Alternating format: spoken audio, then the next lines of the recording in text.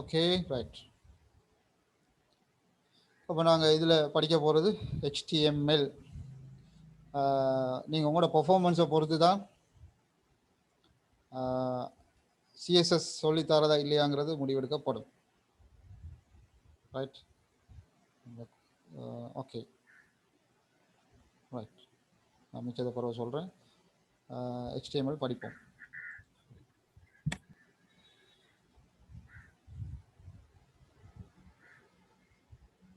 இப்போ நாங்கள் பார்க்க போகிறோம் HTML, Hypertext Markup Language.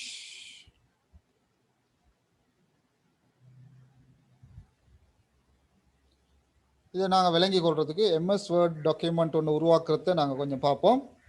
அது நாங்கள் எல்லாரும் படித்த விஷயம். அதில் எப்படி உருவாகுதுன்னு பார்ப்போம். MS Wordல நாங்கள் டாக்குமெண்ட்டை உருவாக்குறோம், டைப் பண்ணுறோம், படங்களை போடுறோம், மோடிஃபை பண்ணுறோம், அழகுபடுத்துகிறோம், ஒழுங்குபடுத்துகிறோம், பேஜ் செட்டப் செய்கிறோம், இதெல்லாம் செய்கிறோம்.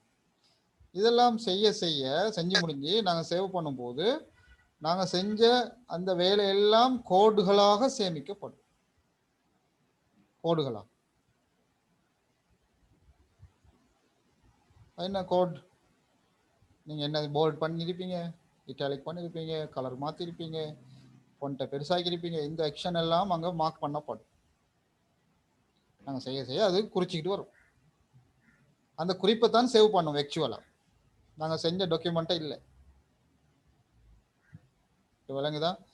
MS Wordல நாங்கள் என்ன ஆக்ஷன் செய்கிறோமோ, டைப் பண்ணால் இதில் டைப் பண்ணாரு, இந்த வசனத்தை டைப் பண்ணிக்கிறாரு, இதை டைப் பண்ணுறாரு அப்படின்னு எழுதிக்கொள்ளும். அது பிறகு அதை போல்ட் பண்ணால், இட்டாலிக் பண்ணால், கலர் மாற்றினா, பெருசாக்கினா, அது படத்தை இன்சர்ட் பண்ணால் எல்லாத்தையும் அது குறிப்பு எழுது. நாங்கள் சேவ் பண்ண சொன்னோன்னா அந்த குறிப்பை தான் சேவ் பண்ணோம். ஹார்ட் டிஸ்குகளில் அதை தான் சேவ் பண்ணோம். பிறகு நாளைக்கு நாங்கள் அதை ஓப்பன் பண்ண சொன்னால் அந்த குறிப்புகளை வாசித்து உடனே என்ன செய்யும்? அதை செய்யும். அது நேற்று நாங்கள் செஞ்சது அது இன்றைக்கு செய்யும். எங்களுக்கு திரும்ப அந்த டாக்குமெண்ட் கிடைக்கும். இதுதான் MS Wordல மட்டும் இல்லை, எல்லா சாஃப்ட்வேர்லையும் நடக்கிற வேலை. நான் நினைக்கிறேன் அப்படியே டைப் பண்ணி அழகாக செஞ்சு வச்சுட்டு சேவ் பண்ணோன்னு அப்படி சேவ் ஆகிட்டு நாளைக்கு ஓப்பன் பண்ணி பார்த்தா அப்படியே திறந்து காட்டு. நாங்கள் செஞ்ச மாதிரியே இருக்கு. நாளைக்கு திறக்கும் போது வந்தது நீங்கள் செஞ்சதில்லை, கம்ப்யூட்டர் செஞ்சது. நீங்கள் செஞ்சதெல்லாம் அதை ரெக்கார்ட் பண்ணி வச்சுட்டு நான் ஒவ்வொரு முறை திறக்கிற நேரம் அது செஞ்சு காட்டுது. இன்றைக்கு திறந்து நாளைக்கு க்ளோஸ் பண்ணி நாளைக்கு திறந்தாலும் நாளைக்கு அதை செஞ்சு காட்டுது. திரும்ப நாலண்டு திறந்தாலும் நாலண்டு அதை செஞ்சு காட்டு. எப்போல்லாம் நீங்கள் ஓப்பன் பண்ணுறீங்களா டாக்குமெண்ட்டு, அதை திரும்ப அதை செஞ்சு காட்டுது. கம்ப்யூட்டர் வேகமாகவும் சீராகவும் செய்யக்கூடியதுன்னு நாங்கள் படிச்சுக்கிறோம். Speed and accurate. அப்போ இதான் இந்த வேர்ட் மாதிரியான டாக்குமெண்ட் இந்த சாஃப்ட்வேர்கள் நடக்குது. டவுட் இருந்தால் கேட்கலாம். ஓகே, இப்போ பார்ப்போம் HTML என்ன செய். HTML டாக்குமெண்ட் சொல்றது HTML பேஜை தான், வெப் பேஜை தான் சொல்றோம். இங்க வந்து அங்க நாங்க வேர்ட்ல செய்ய அது கோட் எழுதிச்சு தானே. இங்க வந்து நாங்க கோட் எழுதுறோம். HTML மொழியை பயன்படுத்தி கோடுகளை நாங்கள் எழுதுறோம். அது வேர்ட் எழுதுற மாதிரி இருக்காது கோட், இது வேற கோட். ஏன்னா ஒவ்வொரு சாஃப்ட்வேர் ஒவ்வொரு கோட் எழுதும். வேர்ட் எழுதுற கோடை எக்ஸலுக்கு வாசிக்க இயலாது, எக்ஸல் எழுதுற கோடை வேர்டுக்கு வாசிக்க இயலாது. ரெண்டுமே ஒரே நிறுவனத்தில் மைக்ரோசாஃப்ட் தான். அவ தேவைக்கு ஏற்ற மாதிரி வேற வேறையா கோடுகள் எழுதிக்கணும். அதே மாதிரி HTML-க்குன்னு ஒரு முறை இருக்குது கோட் எழுதுறது. அது ஸ்டாண்டர்டா உலகம் ஃபுல்லாக தெரியும், இப்படிதான் எழுதுறேன் எல்லாருக்கும் தெரியும். வேர்ட் எப்படி எழுதுன்னு யாருக்கும் தெரியாது, மைக்ரோசாஃப்ட்டுக்கு மட்டும் தான் தெரியும். எக்ஸல் எப்படி எழுதுன்னு மைக்ரோசாஃப்ட்டுக்கு மட்டும் தான் தெரியும். ஆனால் HTML எப்படி கோட் எழுதுறதுன்னு சொல்லி உலகத்துக்கே தெரியும், ஸ்டாண்டர்ட். அப்போ அதை நாங்கள் பயன்படுத்தி இந்த கோடுகளை எழுதுவோம். எழுதி அதை ஒரு ப்ரௌசர் சாஃப்ட்வேரில் ஓப்பன் பண்ணி பார்ப்போம் அந்த ஃபைலை. அப்போ ப்ரௌசர் என்ன செய்யும்? இந்த HTML கோடெல்லாம் வாசித்து அதை அசம்பிள் பண்ணி ஒரு பேஜாக காட்டும்.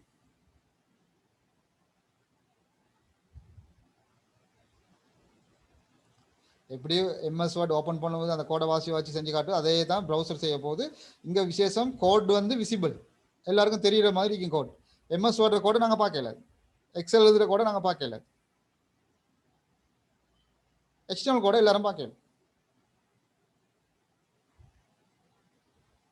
இன்னொரு ஆள் எழுதின வெப் பேஜை கூட நீங்கள் எடுத்து கோடை பார்க்கலாம். நீங்கள் வெப்சைட்டுக்கு போயிட்டு ரைட் கிளிக் பண்ணி எந்த பேஜுக்கு மேலே ரைட் கிளிக் பண்ணி வியூ கோடுன்னு கொடுங்க, HTML கோடு அப்படியே காட்டும்.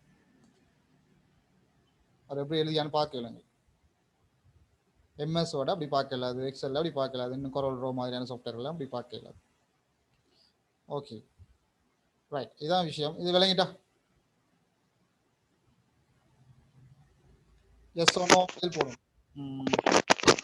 Yes. விளங்கிட்டு. விளங்கிட்டு.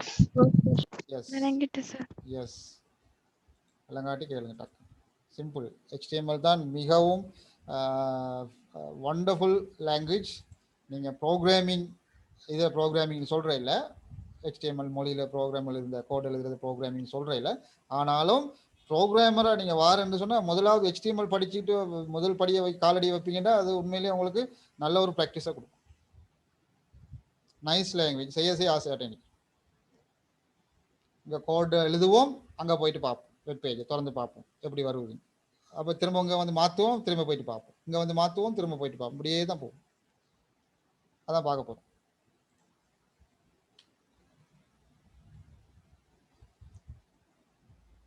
நோட்பேட் சாஃப்ட்வேரில், அதாவது ஏதேனும் ஒரு டெக்ஸ்ட் எடிட்டர் சாஃப்ட்வேரில், உதாரணத்துக்கு நோட்பேட் தரப்பட்டிக்கு HTML கோடுகளை டைப் பண்ணுவோம். எங்கள் கம்ப்யூட்டர் நோட்பேட் சாஃப்ட்வேர் இருக்கும், எல்லா கம்ப்யூட்டர்லையும் நோட்பேட் சாஃப்ட்வேர் இருக்கும். எங்களுக்கு காலடியில் கிடைக்கிற சாஃப்ட்வேர். இதுக்குன்னு ஒரு சாஃப்ட்வேரை தேடி அலைய தேவை, எல்லா விண்டோஸ்லேயும் இருக்கும் நோட்பேட். ஓகே, அதை நாங்கள் என்ன செய்வோம், டைப் பண்ணிவிட்டு சேவ் பண்ணுவோம். எப்படி? .htm அல்லது .htmlங்கிற எக்ஸ்டென்ஷனோட. இங்கே உதாரணத்துக்கு இண்டெக்ஸ்னு பேர் கொடுத்து .html சேவ் பண்ணப்படும். இதில் இன்னொரு விசேஷம் என்னென்னா, நோட்பேட்டில் செஞ்சால தான் எங்களுக்கு .html எக்ஸ்டென்ஷனையோட சேவ் பண்ணலாம், அல்லது .htmlங்கிற எக்ஸ்டென்ஷனோட சேவ் பண்ணலாம்.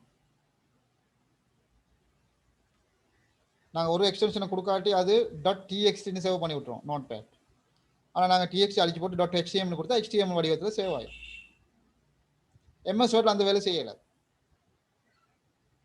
MS Wordல நீங்கள் உதாரணத்தில் காட்ட படிக்கிற மாதிரி நீங்கள் கோடை டைப் பண்ணிவிட்டு index.html பேர் கொடுக்குறீங்க. ஆனால் அது எப்படி சேவ் பண்ணும்? index.htm.docx சேவ் பண்ணி விட்டுரும், டாக்குமெண்ட் ஃபைலாக. அது வெப் பேஜாக மாறாது. ஆக எக்ஸ்டென்ஷன் வந்து .html இருக்கணும் அல்லது HTML இருக்கணும். அதுக்கு நோட்பேட் மாதிரி ஒரு சாதாரண சிம்பிள் டெக்ஸ்ட் எடிட்டர் சாஃப்ட்வேர் தான் அதுக்கு நல்ல. கொஞ்சம் அட்வான்ஸான டெக்ஸ்ட் எடிட்டர்களும் இருக்குது, நான் அறிமுகப்படுத்துவேன் இடை நடுவில், கோர்ஸ் போகிற நடுவில். இப்போதைக்கு சிம்பிள் பேசிக்காக ஒரு HTML செய்கிறதுக்கு பெருசாக ஒன்றுமே தேவையில்லைன்னு சொல்கிறதுக்காக. பிறகு நாங்கள் என்ன செய்கிறோம், ஒரு ப்ரௌசர் சாஃப்ட்வேரில் அதை வியூ பண்ணி பார்க்குறோம்.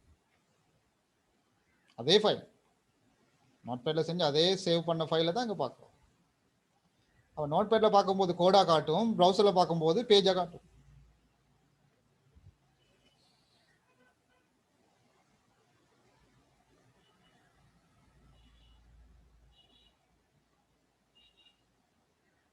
இது விளங்கிட்டா?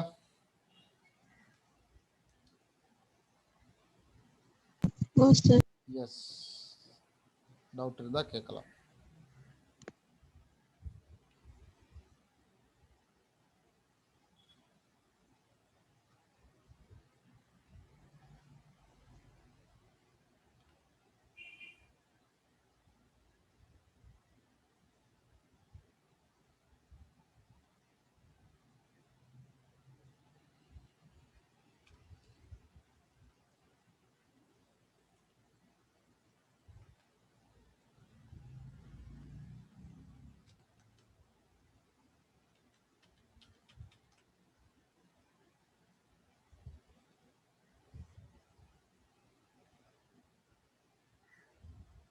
ரைட், டேக்ஸ்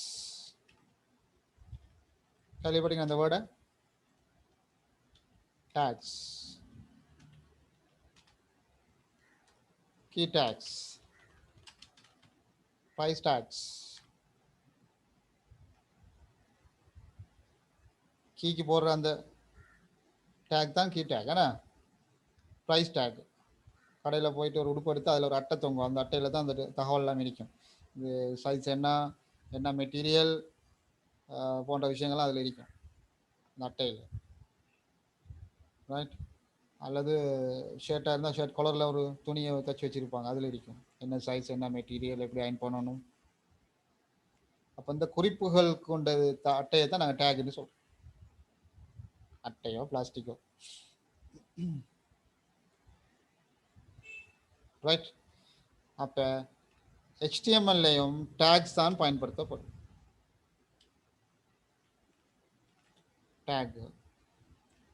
டேக்குகள் வந்து இந்த smaller than and greater than mark நடுவில் தான் டைப் பண்ணப்படும்.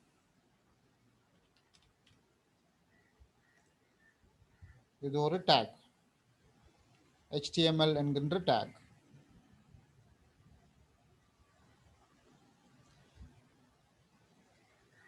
HTML டேக்குகளுக்கு அநேகமானவற்றுக்கு, ஒரு சில தவிர அநேகமானதுக்கு க்ளோசிங் டேக் ஒன்று இருக்கு. அதாவது இது வந்து திறக்கிற டேக் தான் நான் காட்டுறேன். திறக்கிற டேக், HTML ஆரம்பிக்கின்ற டேக், முடிக்கிற டேக்னு ஒன்று இருக்கு.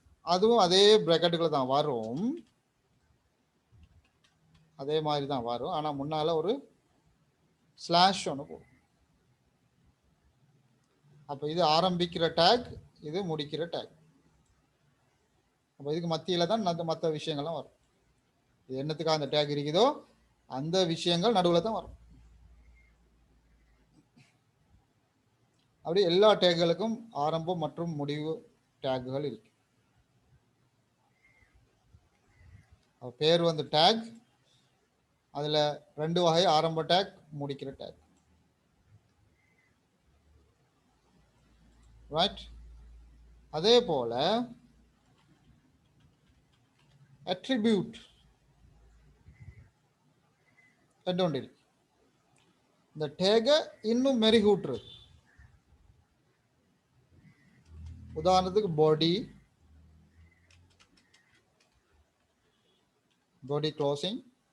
Closing take. இந்த டேக் உள்ளுக்க அட்ரிபியூட் கொடுக்க போறோம், BG color equal red.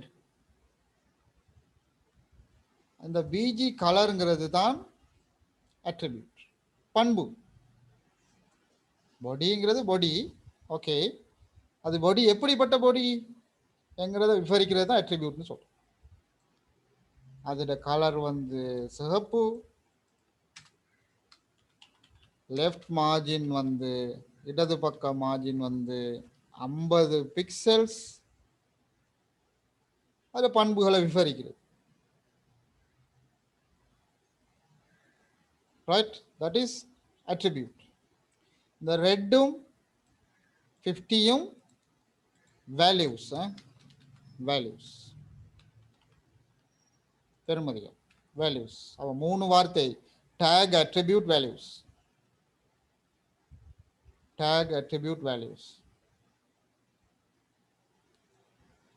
எல்லாத்துக்கும் அட்ரிபியூட் கொடுக்கணும் கட்டாயம் இல்லை, எல்லாத்துக்கும் அட்ரிபியூட் இருக்கணும் கட்டாயம் இல்லை. ஒரு சிலதுக்கு அட்ரிபியூட்டல் இருக்கு, ஒரு சிலதுக்கு ஒரு அட்ரிபியூட் இருக்கும், ஒரு சிலதுக்கு பல அட்ரிபியூட்டல் இருக்கு. அட்ரிபியூட்டல் வந்து அந்த ஸ்டார்டிங் டேக்டு அந்த பிராக்கெட்டுக்கு முன்னால, அந்த பிராக்கெட் நான் சொல்றேன் பிராக்கெட் அல்ல, இந்த குறியீட்டுக்கு முன்னால எழுதணும். பாருங்க, இது இங்கனைக்குள்ள இல்லை, இந்த இடத்துல இல்லை. அட்ரிபியூட் எழுதுறது உள்ளுக்கு, டேகுக்கு பக்கத்தில் ஒரு ஸ்பேஸை விட்டு போட்டு எழுதணும். ஒவ்வொரு அட்ரிபியூட்டுக்கும் என்ன பிரித்து காட்டுதுன்னு சொன்னால் ஸ்பேஸ் தான், கமா கூட போடக்கூடாது. வேல்யூஸ் எல்லாம் கொட்டேஷன் மார்க்கில் எழுதணும். கூடுதலாக டபுள் கொட்டேஷன் போடுவாங்க, சிங்கிள் கொட்டேஷனும் பரவாயில்லை. அடுத்த விஷயம், கேபிட்டல் சிம்பிள் பிரச்சனை இல்லை. HTML வந்து கேபிட்டலாக எழுதினாலும் பிரச்சனை இல்லை, சிம்பிளாக எழுதினாலும் பிரச்சனை இல்லை. ஆனால் குட் ப்ராக்டிஸ்னு ஒன்று இருக்குதானே, குட் ப்ராக்டிஸ் எல்லா இடத்துலையும் அந்த இது இருக்கு. குட் ப்ராக்டிஸ் கூடுதலாக ப்ரோக்ராமிங் துறையில் உள்ளவர்கள் அனுசரிக்க வேண்டியது குட் ப்ராக்டிஸ், நல்ல பழக்கம். ரைட், அப்படி செஞ்சாலும் வேலை செய்தான்னு சொல்லி இது விடக்கூடாது. நல்ல பழக்கம்ங்கிறது என்ன, சிம்பிளாக எழுது, டேக்குகளை சிம்பிளாக எழுது, வேல்யூஸை தேவைக்கேற்ற மாதிரி கேபிட்டல் சிம்பிளாக எழுதுனா பரவாயில்லை. டேக்குகளை சிம்பிளாக எழுதுறது தான் நல்ல ப்ராக்டிஸ். அது பழகும் போது அப்படியே பழகி கொண்டா நல்லா.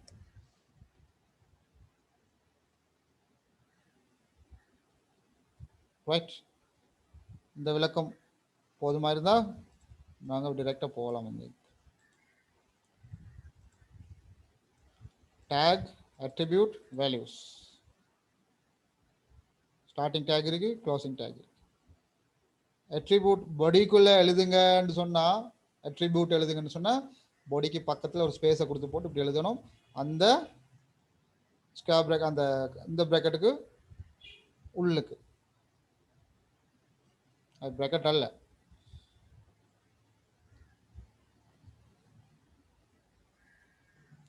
ரைட், அடுத்தது ஒரு டேக் எழுத போகும்போது கட்டாயம் என்ன செய்யணும்? ஒரு டேக் போட்டு இதில் வந்து நீங்கள் இப்படி ஒரு விஷயத்தை செய்யுங்கன்னு ஒரு ஆள் சொல்கிறார். அப்போ அதில் நாங்கள் டேகை போடுறோம். போட்டுட்டு அந்த விஷயத்தை டைப் பண்ணக்கூடாது. அதுவும் குட் ப்ராக்டிஸில் உள்ளது. அவ இதை போட்டுட்டு அடுத்த வேலை செய்யணும். என்னது? அதை க்ளோசிங் டேகை போடுறது தான் அடுத்த வேலை. ரெண்டையும் போட்டுட்டு தான் எங்கிட்ட கம்ப்யூட்டரில் வசதி இருக்க, பேப்பர் மாதிரி இல்லையே. உள்ளுக்குள்ள எவ்வளோத்தையும் நாங்கள் இன்சர்ட் பண்ணலுமே இடையில. இப்படி பலகாட்டி நீங்கள் க்ளோசிங் டேகை மிஸ் பண்ணிடுவீங்க. மிஸ் பண்ணால் அவங்களோட வெப் பேஜ் சரியாக காட்டாது. அப்புறம் தலையை பிச்சுக்கிட்டு இருப்பீங்க. ஆகவே அதுவும் குட் ப்ராக்டிஸில் தான் வரும். அவ்வளோ பாடி பாடி சொன்ன பிறகும் நீங்கள் பிள்ளை விடுவீங்க. கிளாஸ் ரூம் இருந்தால் கதை வேற, தள்ளிக்கிறீங்க. ஓகே, அதுதானே நல்லா பழகி கொள்ளுங்க. முதலாவது ஒரு டேகை போட்டு அதுக்கு க்ளோசிங் டேக் இருந்தால் கட்டாயம் போட்டுரும். க்ளோசிங் டேக் இல்லாத 1 2 இருக்குது, அது வந்தால் மட்டும்தான் சும்மா போடுறது. க்ளோசிங் டேக் உள்ளதாக இருந்தால் போட்டுருணும். க்ளோசிங் டேக்கை போட்டுட்டு நடுவில் என்ன சேர்க்கணும் அதை பிறகு சேர்க்க வேண்டியது. Right, let's jump to the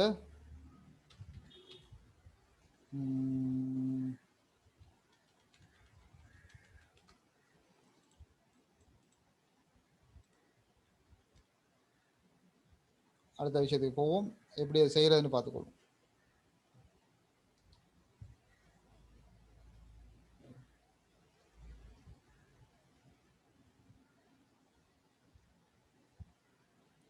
ஒரு சிம்பிள் வெப் பேஜ் எப்படி உருவாக்கும்?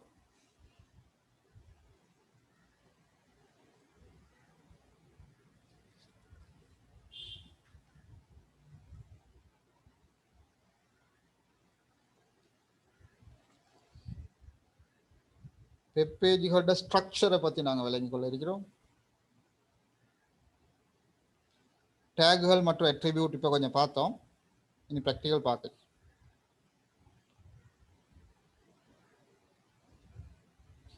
வெப் பேஜில் எப்படி சேவ் பண்ணுறது, எடிட் செய்கிறது, அதை எப்படி ப்ரிவியூ பார்க்குறது.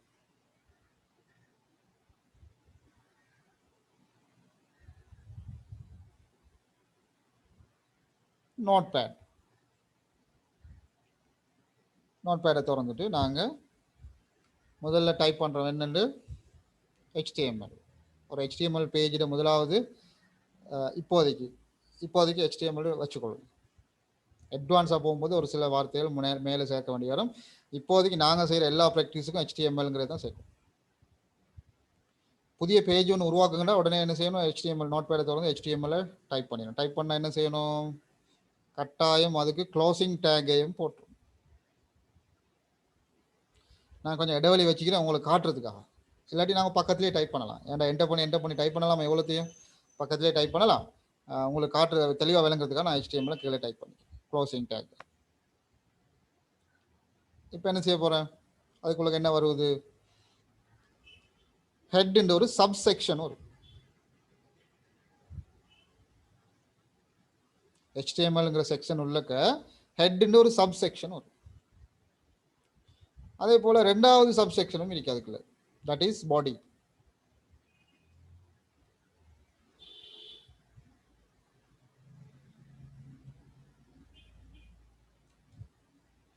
இப்போ இந்த செக்ஷனை நாங்கள் பார்க்குறோம்டா. HTML ஒரு பெரிய செக்ஷன், அதுக்குள்ள சின்னதாக ஹெட்னும் பாடின்னும் ஒரு செக்ஷன். இந்த ஸ்ட்ரக்சர் மனசில் தெளிவாக இருக்கணும். ஒரு வெப்பேஜ் உருவாக்குறோம்னா இது அவ்வளோத்தையும் போட்டுரும். மொத்தம் 6. 3 வகை தான், 6 டேக் இருக்கு. எதை செய்ய போனாலும் இது 6ஐயும் போட்டுருவோம். போட்டுட்டு தான் அடுத்து என்ன விஷயம்னு கேட்கணும். புதிய வெப்பேஜ் ஒன்று துவங்குங்கன்னு சொன்னால் இதுதான் அர்த்தம். இப்படி போட்டுட்டு அதை சேவ் பண்ணி வச்சிடணும். இப்போ நான் சேவ் பண்ணி வச்சுக்கிறேன். மேலே பாருங்கள் body.html சொல்லி ஃபைலில் போயிட்டு சேவ் கொடுத்தோன்னா எந்த இடம்னு மேலே கேட்கும். அந்த இடத்த தெரிவு செஞ்சு போட்டு அதுக்கு பிறகு ஃபைலோட பேர் என்னென்னா நாங்கள் என்ன பேர் நான் கொடுத்து போட்டு .htm என்று கொடுக்கும். நான் உதாரணத்துக்கு பாடின்னு கொடுத்தீங்கன்னா நீங்கள் எந்த பேர் வேணாலும் கொடுக்கலாம். ஆனால் ஸ்பேஸ் கொடுக்கக்கூடாது. ஃபைல் நேமில் ஸ்பேஸ் வரக்கூடாது. மை வெப் பேஜ்னு கொடுத்தா மைக்கும் வெப் பேஜுக்கும் இடையில ஸ்பேஸ் இருக்கக்கூடாது. நீங்கள் பிரித்து காட்டுன்னா அண்டர்ஸ்கோர் கொடுக்கணும். அது கட்டாயம், சேவ் பண்ணும்போது கட்டாயம். அப்போ நாங்கள் இதெல்லாம் டைப் பண்ணிவிட்டு சேவ் பண்ணுறோம். body.htm பேர் கொடுத்துக்கிறோம். கூடுதலாக சின்ன சின்ன பேர்கள் தான் வைப்பாங்க. கொடுத்து போட்டு இதை சேவ் பண்ணால் அப்போ எங்களோட அந்த எக்ஸ்ப்ளோரில் போயிட்டு பார்த்தா அந்த ஃபைல் எங்கே இருக்குன்னு காட்டும். HTML கொடுத்துக்கிறதால அந்த ஃபைல் வந்து ஒரு ப்ரௌசர் ஐக்கோனோட தான் காட்டும். மொசிலாவோட படத்தை போட்டு காட்டும். கூகுள்னா க்ரோம்டா ஐக்கோனை காட்டும். இப்படி ஏதாவது ஒன்று காட்டும். உங்களோட கம்ப்யூட்டரில் இருக்கிற மெயின் ப்ரௌசரோட படத்தை போட்டு காட்டும். அதை பார்த்தோன்னே உங்களுக்கு விளங்கிடும் இது ஒரு வெப் பேஜ்னு விளங்கிடும். அதை நீங்கள் டபுள் கிளிக் பண்ணினால் அந்த வெப் ப்ரௌசரில் அது திறக்கும். திறந்தால் இப்படி தான் இருக்கும். இதில் என்ன மாற்றத்தை காண்றீங்க?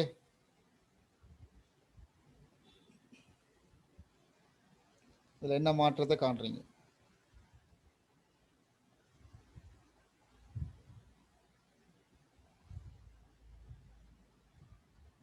நீங்கள் செஞ்ச கோடுக்கும் இதுக்கும் என்ன சம்பந்தம் இருக்கு? காட்டுங்க பார்ப்போம், டக்குன்னு சொல்லுங்க பார்ப்போம்.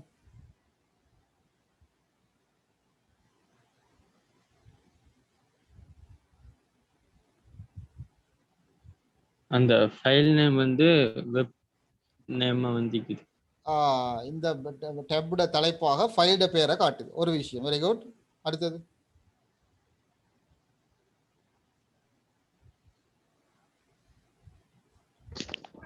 எந்த இடத்துல இருக்கு காட்டுச்சு? லொகேஷனை காட்டுது. இந்த ஃபைல் எந்த லொகேஷன்ல இருக்குன்னு லொகேஷனை காட்டுது அட்ரஸ் பார்ல. இது வந்து நாங்கள் எங்களோட லோக்கல் கம்ப்யூட்டர்லேயே இருக்கிற ஃபைலை திறந்ததால அப்படி காட்டுது. அது வெப்சைட்டில் இருந்தால் வெப் சர்வரில் இருந்தால் HTTP www போட்டு காட்டிக்கும். சரிதானே? ரைட். இப்போ எங்களோட கம்ப்யூட்டரில் இருக்கிறதால அது எங்களோட கம்ப்யூட்டரில் காட்டும். That's all. வேறு ஒன்றுமே காட்ட இல்லை. ரைட். அப்போ இது ஒரு வெறுமையான வெப்பேஜ். வெறுமையான வெப்பேஜ். பேசிக் ஸ்ட்ரக்சரை மட்டும் தான் போட்டிக்கிறோம். இந்த வெப்பேஜில் எந்த தகவலும் இல்லை. சரிதானே? ரைட். அதுக்காக இதை செய்யாமல் இருக்கிறீர்கள். இது செய்யணும் கட்டாயம். இப்போ நாங்கள் அடுத்த ஸ்டெப்புக்கு போனால் விளங்க உங்களுக்கு. அடுத்த ஸ்டெப்பில் என்ன செய்ய போகிறேன்? இந்த 2 பாடி டேகுக்கு நடுவில் இடையில 2 பாடி டேகுக்கும் இடையில நல்லா பாருங்க ஒரு விஷயத்தை டைப் பண்ணுறேன்.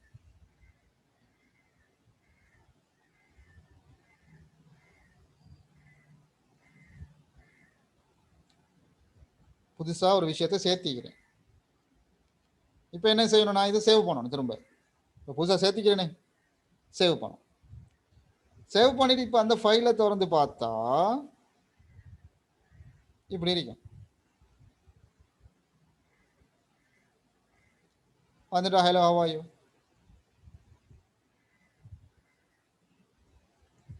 வந்துட்டு சும்மா MS Word பேஜில் வர மாதிரி வந்துருக்கு.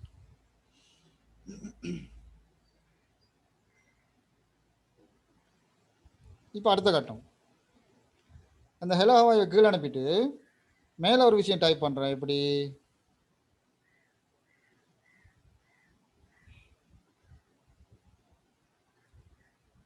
ஒரு டேக் ஒன்று புதுசாக அறிமுகப்படுத்துகிறேன். என்ன டேக்? H1. அது ஆரம்பம் முடிவு 2 இருக்கு. நடுவில் என்ன இருக்குது? வெல்கம் இருக்கு. இப்போ ஹலோ ஹவாய் மாதிரி தான் வெல்கம் காட்ட போகுது. ஆனால் அதை 2 டேகுக்கு நடுவில் போட்டிருக்கிறேன். அந்த டேக்கோட அர்த்தம் என்னண்டா? ஹெட்டிங் 1 முதலாம் மட்ட தலைப்பு. அதாவது HTML ஊடாக 6 வகையான 6 அளவுள்ள 6 மட்ட தலைப்புகள் கொடுக்கலாம். ஹெட்டிங் 1, ஹெட்டிங் 2, ஹெட்டிங் 6 வரைக்கும் போகலாம். ஹெட்டிங் 1 தான் ஆக பெரிய சைஸ். ஆக பெரிய தலைப்புல சைஸ்ல வெல்கம்மா காட்ட சொல்றேன். இப்ப பாப்போம் எப்படி காட்டு.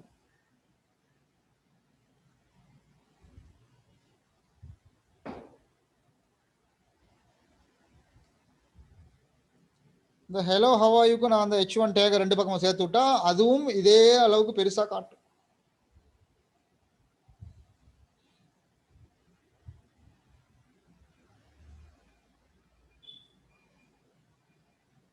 அப்ப இங்க வெல்கம்ங்கிறது ஒரு சாதாரண சொல்லாதான் இருக்கு நோட் பேட்ல. ஆனா அதுக்கு ஒரு குறிப்பு எழுதிக்கிறேன். இதை இந்த மாதிரி பெருசா காட்டணும்.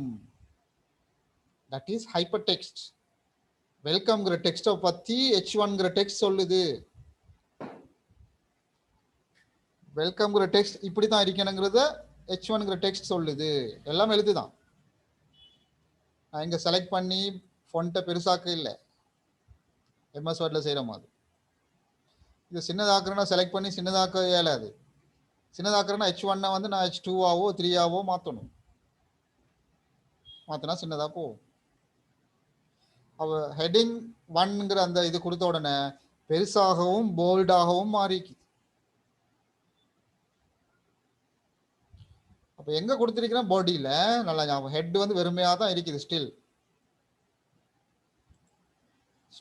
வெறுமையாக தான் இருக்கு.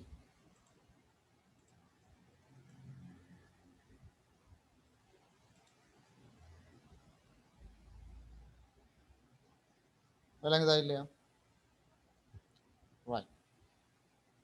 இப்போ நான் ஏதாவது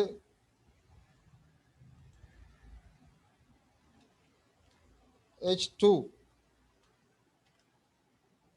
என்று ஒரு டேக் என்ன செய்யலாம்னா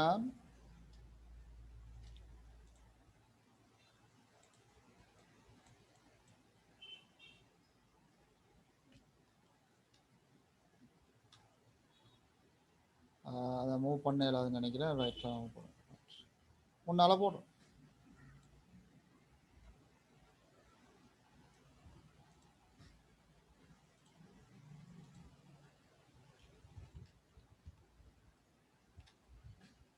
பின்னாலே அதை க்ளோஸ் பண்ண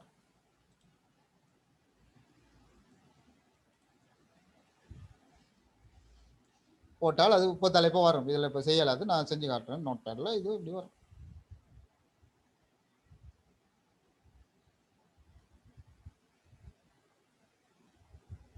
ஓகே, இதில் நான் ஒவ்வொரு முறையும் ஃபைலை திறக்கிற மாதிரி செஞ்சு காட்டினேன். ஆக்சுவலி திறக்க தேவையில்லை. நான் ப்ரௌசரை மினிமைஸ் பண்ணி வச்சுட்டு இதில் மாற்றங்களை செஞ்சு போட்டேன் நோட் பேடில். அதுக்கு பிறகு இதில் வந்து இந்த ரீஃப்ரெஷ் பட்டன் அதான் அமைச்சுன்னா அது என்ன செய்யும், திரும்ப ரீஃப்ரெஷ் பண்ணும். அப்போ இந்த மாற்றம் வந்து இதில் காட்டும். இல்லாட்டி F5 அமைச்சுனா சரி. அது வெப் பேஜ் ஒன்று டிசைன் பண்ணும்போது நோட் பேடையும் ப்ரௌசரையும் திறந்து வச்சுட்டா சரி. ரெண்டையுமே க்ளோஸ் பண்ணுறேன் இல்லை, வேலை முடியும் வரைக்கும். ப்ரௌசருக்கு வந்து ஃப்ரெஷ் பண்ணி பார்க்குறது, மாற்றங்கள் இருந்தால் திரும்ப நோட் பேடுக்கு போயிட்டு அதை மாற்றுறது, திரும்ப சேவ் பண்ணிட்டு இங்கே வந்து ரிஃப்ரெஷ் பண்ணி பார்க்குறது, இப்படி மாறி மாறி செஞ்சுட்டு.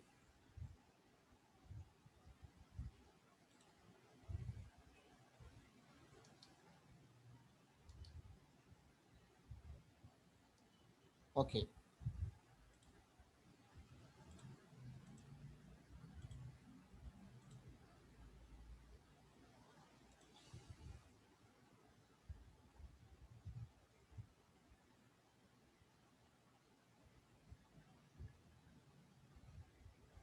டவுட் இருந்தால் கேட்கலாம்.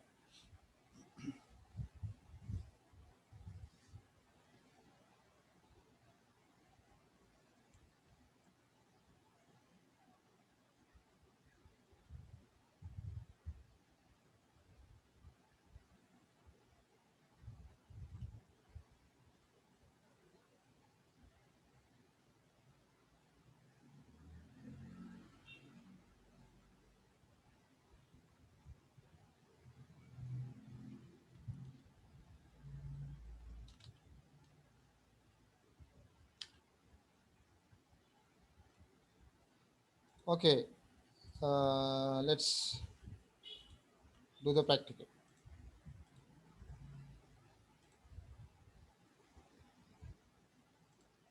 இதில் ஞாபகம் வச்சுக்கொள்ளணும்,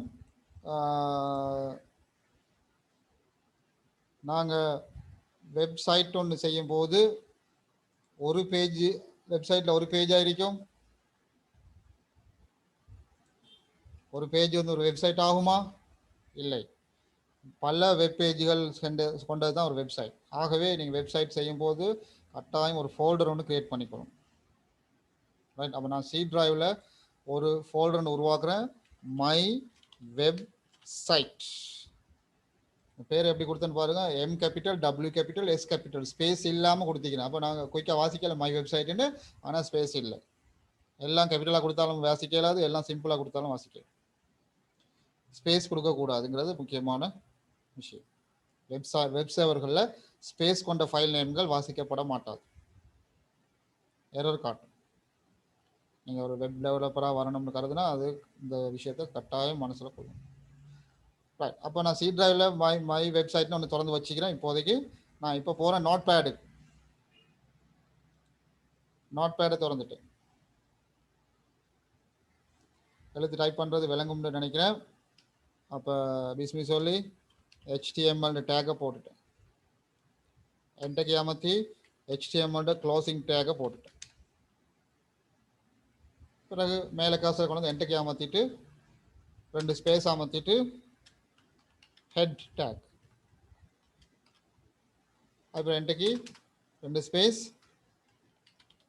ஹெட் டேக் க்ளோசிங்.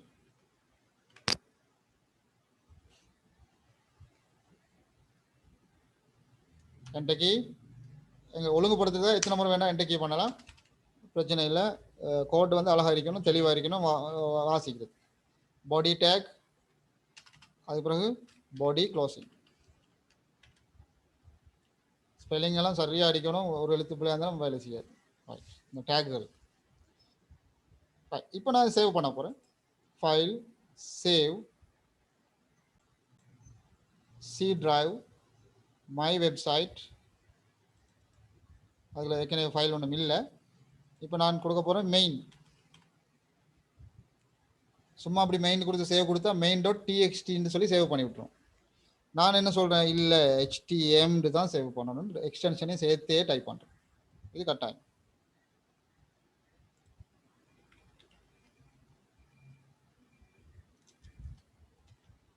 மேக்னிஃபயர் வர மாட்டேங்குது, பார்ப்போம்.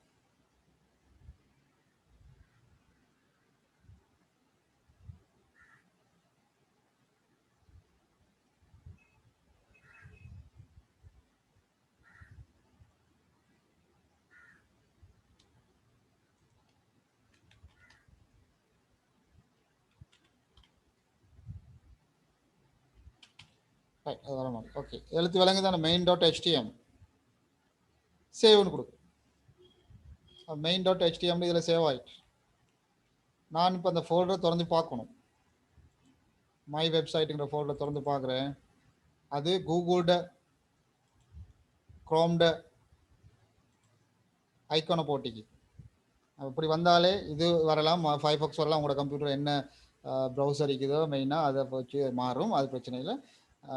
அந்த ப்ரௌசரோட படம் ஒன்று வந்திருந்தாலே நீங்கள் HTML வெப் பேஜாக சேவ் பண்ணிட்டீங்கன்னு அர்த்தம். சும்மா நோட்பேட் ஐக்கான் காட்டிக்கிறாக்கும் நீங்கள் சரியாக சேவ் பண்ணலைன்னு அர்த்தம். ரைட், ஓகே, அதில் பாட்டில் கேட்டோம். இப்போ இதை நாங்கள் டபுள் கிளிக் பண்ணி அதை ப்ரௌசரில் திறந்து பார்ப்போம்.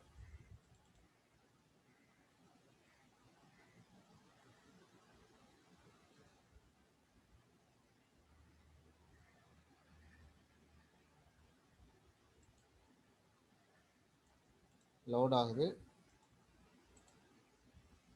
ரைட்,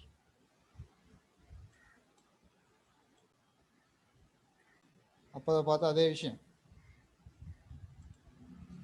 main.html ஒன்றுக்குள்ள ஒன்றும் இல்லை. நான் மினிமைஸ் பண்ணேன், டாஸ்க் பாருக்கு மினிமைஸ் ஆகிட்டு இப்போ நான் நோட் பேடுக்கு வரேன். வந்து நான் அப்போ சொன்ன மாதிரி hello how are you type பண்ணால் மட்டும் போதாது, சேவ் பண்ணணும். சேவ் பண்ணிவிட்டு ப்ரௌசர் எடுத்து ரிஃப்ரெஷ் பண்ணி பார்க்க போகிறேன். அந்த வந்துச்சு.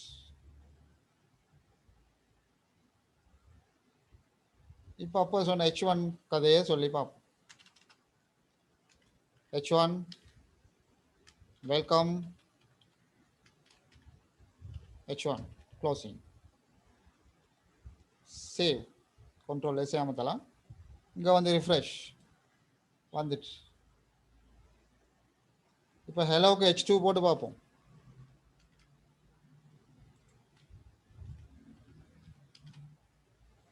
Closing H2. அதில் கவனமாக வைக்கணும். அடுத்த வரைக்கும் வந்தால் பரவாயில்லை. Save, refresh. மேலே உள்ள அளவுக்கு பெருசாக இல்லாட்டி சின்னதாக இருக்கு, போல்ட் ஆகி அப்போ இருந்தவரை மாறி. ஏன்னா 2ஆம் மட்ட தலைப்பாக நாங்கள் இது பண்ணிக்கிறோம். அப்போ இது நாங்கள் வேற ஒரு வசனமாக மாற்றுவோம்.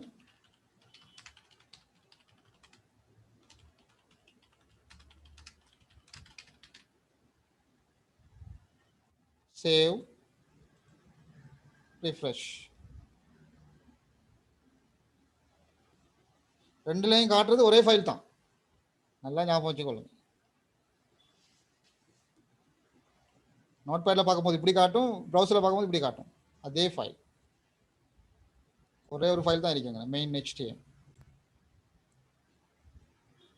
ஓகே,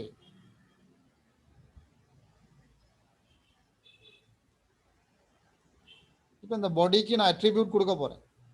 பாடி டேக் கொஞ்சம் நான் இழுத்து வைக்கிறேன். பாடி டேக்கில் அட்ரிபியூட் என்ன சொன்னேன்? லெஃப்ட் மார்ஜின் ஈக்குவல் கொட்டேஷன் மார்க்கில் 50. சேவ். இங்கே அவதானிங்க, மார்ஜின் என்ன செய்யுது? ஒரு ஸ்டெப் ஒரு கிட்ட ஒரு இதோட ஒட்டிக்காமல் கொஞ்சம் தள்ளி வந்து. இது நான் லெஃப்ட் மார்ஜினை மட்டும் தான் மாற்றினேன். அப்படி டாப் மார்ஜின், ரைட் மார்ஜின் எல்லாத்தையும் மாற்றலாம்.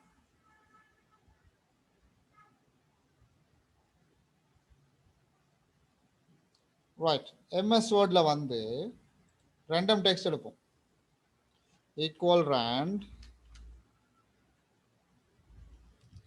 அதுக்கு முன்னாடி நான் ஒரு விஷயம் காட்டுறேன். இந்த ஒகேஷனல் ட்ரைனிங் அத்தாரிட்டி ஆஃப் ஸ்ரீலங்காவை நான் என்ன செய்கிறேன்,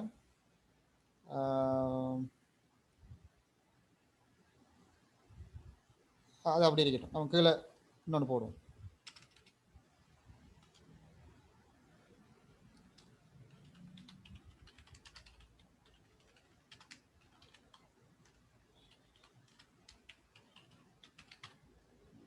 ஒகேஷனல் ட்ரைனிங் சென்டர் போட்டலாம்.